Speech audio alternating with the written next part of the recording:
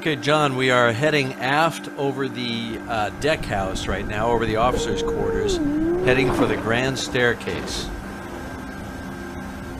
All right, this is the grand staircase right here, coming up. And there it is. You're looking right down into the curve of the A deck level.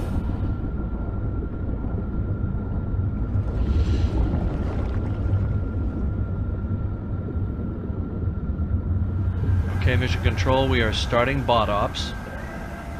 I'm just backing Gilligan out of his garage right now. His fiber optic tether's starting to pay out. Coming about, and okay, ready to roll. We're just about to head down the stairwell now, and we're going to go down actually 6 decks. Okay, just straight forward, right over the edge. That's it. Okay, got you. This was a beautiful carved oak staircase. It went down, we're on the boat deck level right now. It went down A deck, B deck, C deck, D deck, and down to E deck. This is our kind of main elevator that we use to get up and down through the ship. It really allows us to get to all the different deck levels on Titanic. So in a way, it's a blessing. The fate of the grand staircase has always been a mystery. The centerpiece of the ship and perhaps Titanic's most opulent feature.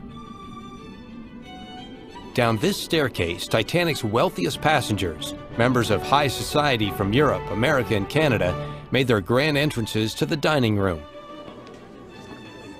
This was the place to be seen. Titanic's grand staircase was really, by far, in my opinion, the most dramatic, exquisite interior feature. It extended from the boat deck all the way down to F deck. The really elegant part of the staircase went from the boat deck to E deck. That's 6 decks. And it was made out of pale English oak and beautiful gilded wrought iron and bronze balustrades all the way down. It must have been really spectacular to stand at the boat deck and look all the way down to the E deck level there, down all those 6 decks. Of course, it certainly doesn't look like that today. It's all gone. The fate of the grand staircase has always been a mystery. Initially, it was thought that it had collapsed into the heart of the ship, but there's no sign of it. There's still plenty of wood preserved in the wreck, so it's surprising that a structure this solid is no longer there. You see, I think that the whole stairwell just lifted right out, the wooden stairs, leaving only the foundation. And these girders are just collapsed parts of the dome and so on from overhead that fell in when the ship hit the bottom. You'd have so much lift off that much wood and nothing holding it down because it was designed to be held in place, you know, more by gravity than anything. And we just stumbled upon that by accident when we were making the movie.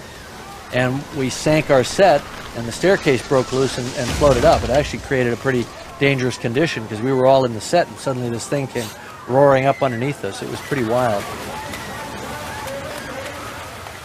In the meantime, I kind of want to ask Don if any of these survivors or if there are any reports of the grand staircase popping out in one piece. Well, they're not necessarily one piece. Jack Thayer thought that he saw the bow of the ship come up out of the water, which we wonder now if that was maybe the staircase. And one of the survivors was found floating on a piece of staircase and he was picked up by a lifeboat. But he didn't say in his account how big a piece it was. And really, it couldn't have been too huge, I don't think, because it was just him and one other man on it. So at least there is some record of what we think is the staircase appearing, but nothing definitive. Interesting. Well, it sure did leave a big hole, that's for sure. Oh, yeah. Yeah, John, we've just come over to the port side of the ship. I'm actually flying Elwood, and Mike's got Gilligan.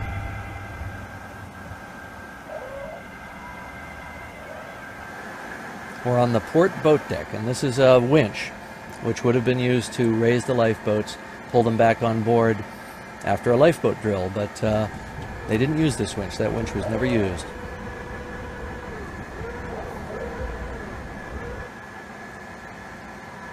And here's the deck house, and you can see the windows. Some of them still have the glass. Incredible. Look at that. These were first-class cabins here. I'm going to move in on this window so you can see the glass. And if we look around here to our left, we'll see the broad expanse of Titanic's boat deck. There it is, going all the way off forward to the bridge. We called it the boat deck because this is where the lifeboats were. And of course, during the sinking, this was the scene of a lot of the action during the night.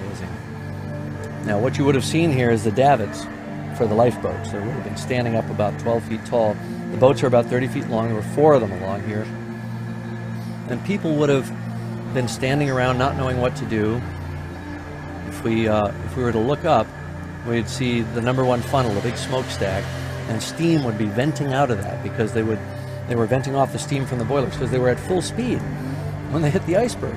Yeah, and so now the officer's trying to tell people, get in the boats. You know, they can't understand them over the steam.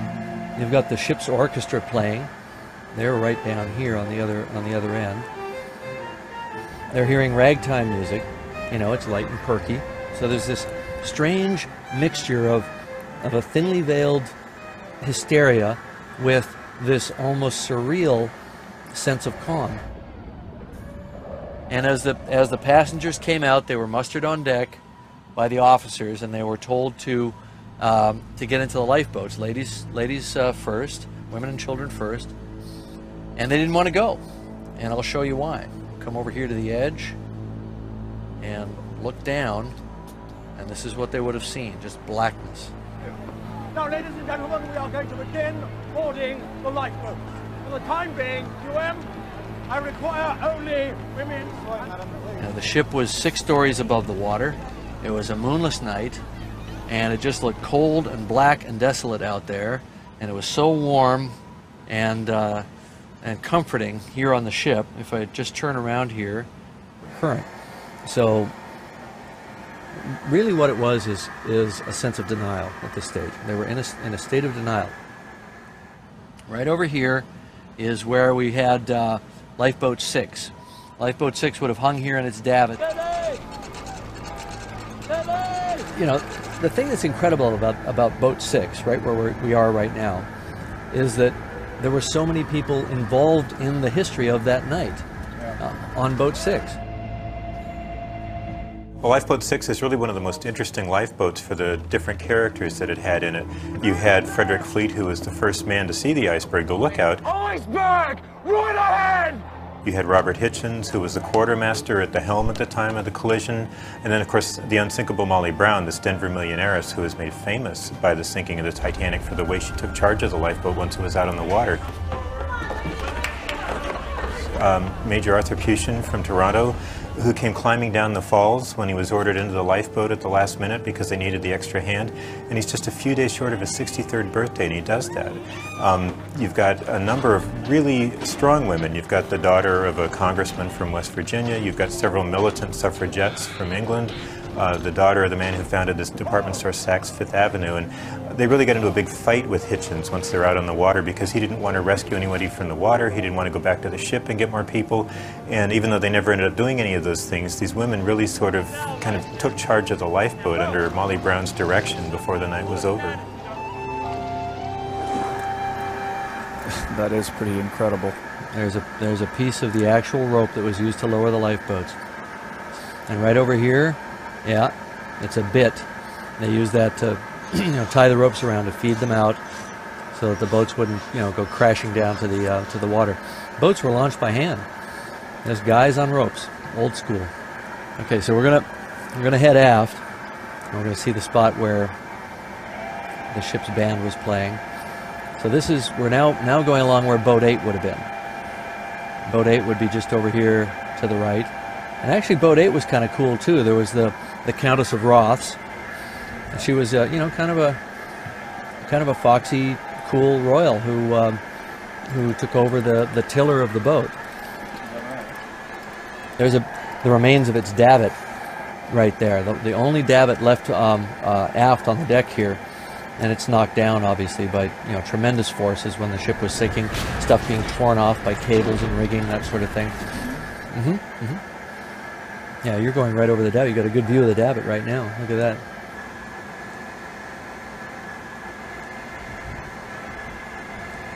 So this is where they would have played. I mean, this is on my first dive to Titanic in 1995.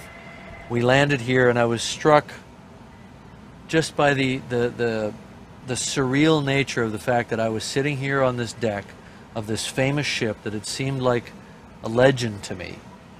And it wasn't a legend anymore. It was a real place. It was a real place where real people had died, where a real tragic event had taken place. And something about looking out at the deck, at this rusty deck that barely looks like anything, and knowing that that's right where the Titanic band had played, it just had a huge effect on me. One of the unique aspects of the sinking is the fact that the orchestra, the ship's band, came out on deck and played all throughout the sinking. You never hear of that happening in any sort of disaster of any kind. The heroism of musicians keeping people calm and playing ragtime and later quietly beautiful selections. There's a controversy that at the end they played Nearer My God to Thee. Some people say that they played Song d'Automne, another piece. I believe they played Nearer My God to Thee, but the British version, because so many British people claim that they heard Nearer My God to Thee, and Hartley, the band leader, Wallace Hartley, even told someone once that if you're on a sinking ship, that would be the piece that he would play. So I absolutely believe that that was what he did.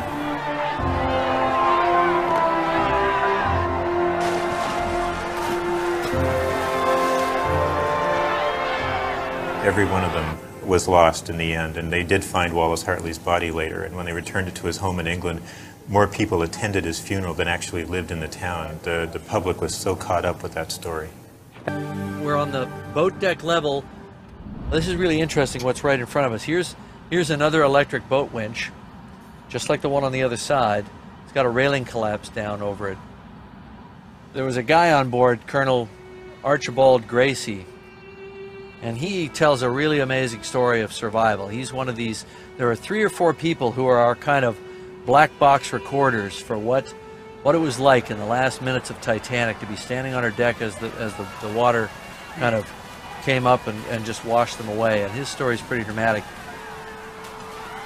He was on this deck and people came screaming and running aft, and as the ship started to plunge, the water came racing back across the deck, and he said it picked him up like a wave at the beach, and he reached up and he grabbed up the top of the deck house, right where we're looking right here, and this railing down below us was up on top of the deck house. It's fallen down, but he grabbed this railing and he held on to it, and he forgot to let go, and it actually, he was so freaked out by the moment that it pulled him underwater, and it actually dragged him down. And then he said he felt this huge suction drawing him down, and he was underwater for an endless time. And probably what that was is all of the water pouring down like a waterfall inside this grand staircase, and like a toilet bowl of the gods.